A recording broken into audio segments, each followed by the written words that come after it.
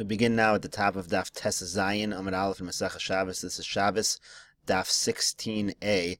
The Gemara here is in the middle of discussing the Tumah D'Rabbanan that applies to glass.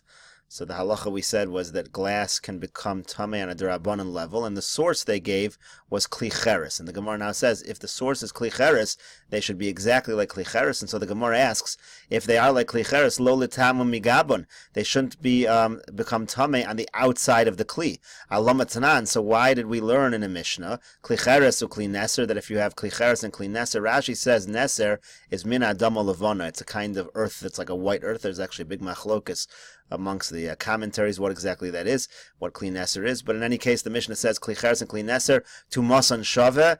They are the same. They have the same halachas of tumah, mitamin umitamin me'avirein. They become tumah. They make other things tumah within their airspace. Umitamin me'achorein. Also, the outside of it can become tumah. That's specifically talking about if the outside has a kind of a cavity. There's like an indentation over there, like you might have a cup sometimes when you have a goblet. So on the outside, it can also be an area that can be filled up.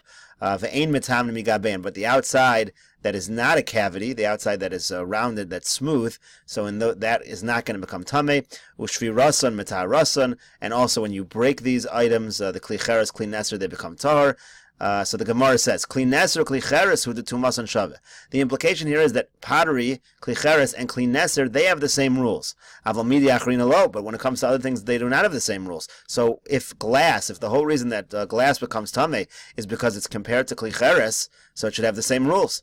So the Gemara answers, Amri kevan dechin ishtabru yesh lem takana. So since when you break these items, so they have a takana, meaning you can reconstitute them. So you can break glass, then you can melt it down and make it into a new kli. So therefore, shavinu kechli matris. So actually, it's not compared to Kli Cheres, it's actually compared to metal. So just like metal can become tamei, so on a D'Rabbanan level, Kli zechuchis, glass, can become tamei.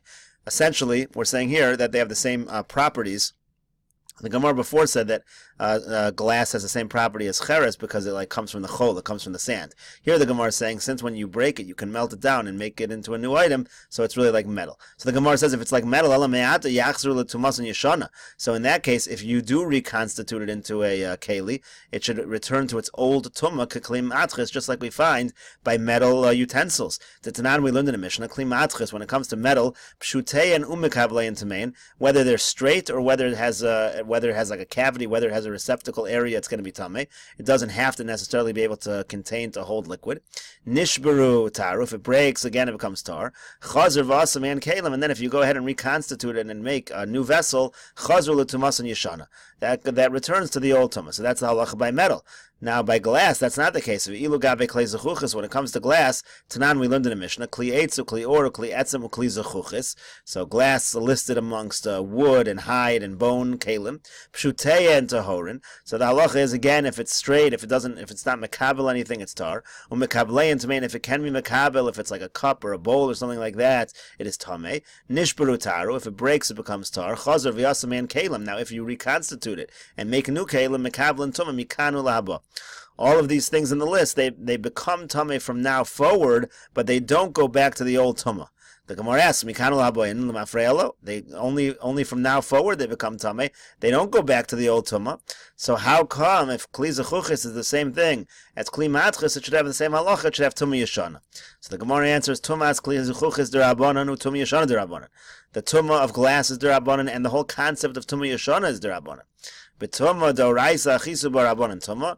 B'tumah d'Rabbanan lo achisu l'Rabbanan tumah. When it comes to tumah on a d'oraisa level, the Rabbanan said you can have this halacha of tumah yeshana.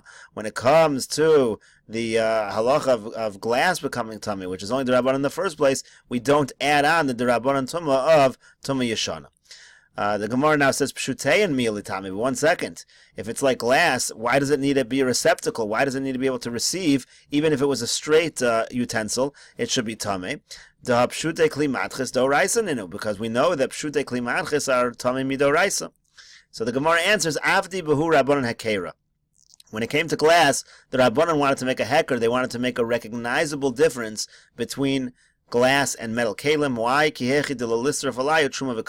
We didn't want people to accidentally think that this tumah on glass is doraisa, and then they would end up burning truma and kachim when the truma and kachim touch glass. We want people to realize this is only tumah derabanan, and the way that we're going to make people realize this is that we're going to say that pshute klei zechuchis, if it's straight, if it's not able to be makabel, so then we're going to say that it is not tummy. That is the end of Daf Tes Zayin Amud Aleph. We'll continue this discussion in the next video on Daf Tes Zayin Amud Beis.